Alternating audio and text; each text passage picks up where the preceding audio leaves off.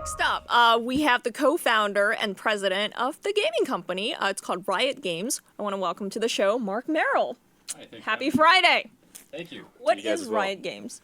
So Riot Games is an online game developer and publisher. Our flagship title is a game called League of Legends, actually the one title we've really launched to date, unless you also count a recent title we launched called Teamfight Tactics. League of Legends is the largest online PC game in the world, and we're the #1 esport in the world as well. So started the company in 2006, and it's been a labor of love. Yeah. So what's it been like? How do you start a game and why does it take off? And did you ever think it would really take off like this, 10 years ago? Absolutely not. So my partner and I were, when we started the company, we were 24 and 25 years old. We had no professional software development experience, and we were two gamers with a dream, essentially. And but we believed that we knew where the game industry was going to be going, whereas transitioning from a packaged goods business where you buy games at retail into a direct relationship with players, more as a service.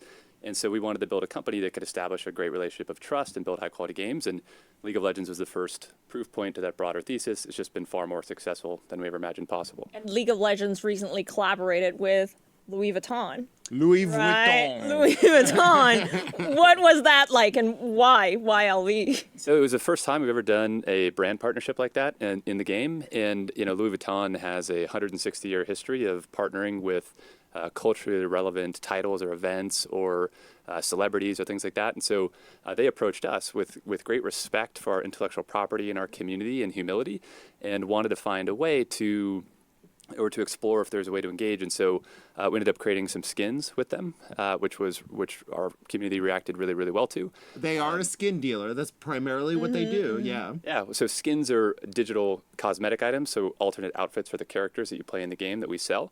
And then they made a trophy case for our World Championships. And so it's been a great collaboration. We'll have our World Championship finals this Sunday in Paris. We just did our press event today at the Eiffel Tower, and it's been really, really fun. Wow, and you're making them speak English in France, I imagine? We speak in 19 different languages, so Wow. our last World Championships had 99.6 million viewers all around the world, and so Wow. Super Bowl had 98 million, so it's a little glimpse of things to come in the 21st century. So, 10 years ago, eSports were like, these gamers, they don't know what they're doing. And now we see celebrities, we see, these big prizes going to gamers. We see they're celebrities in their own right. When did that change? So a lot of that, I think, started to change over the last 5 or 10 years, where streaming really, from a technology standpoint, really started to grow. And games like League of Legends and others, such as Counter-Strike and, say, StarCraft, really started to invest more heavily in building esports infrastructure. And as part of that, we've always tried to build a sustainable ecosystem where players would join teams in a similar way to how Kobe Bryant would join the Lakers. Of course. These franchises could have value.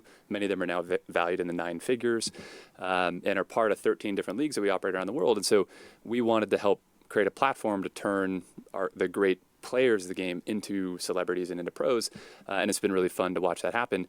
But, a lot of them didn't have the benefit of Little League infrastructure. So we had to figure out how to build broadcast capabilities ourselves and how to go train journalists. And so we did improv classes, and it's just, we've stumbled and made mistakes all along the way, but it's been really, really fun trying to add value to gamers around the world. And now I think we're really just getting started, and there's a lot of things to be excited about. Well, I don't know about you, but I know me and a lot of my friends, we are that kind of gamers that once we get into a game, we'll get lost, we'll get so addicted, and it's just so time consuming. And part of us, we enjoy playing the games. I don't have time to play. But I don't have time to play. You have less time than I do, Julia. Right, I do. And what do you say to people like us? It's not like we don't want to play our games. It's just can't stay up all night. Do you have time to play the game? Well, so I prioritized the time to play a game. My wife's an entrepreneur. She's going to be on the show shortly. We have 2 kids. We're both building companies, and time is a precious commodity.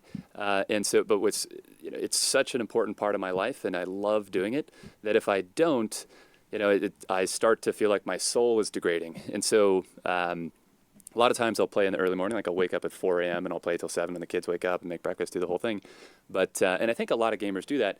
One of the things that's interesting is as gamers grow older, Oftentimes they may play less games, but they still have a high affinity. They may play different types of games. And this is also why esports is great, because they can still watch. You can watch on the go. You can be. Yeah, that is true. The whole revolution of watching people game has become a big thing.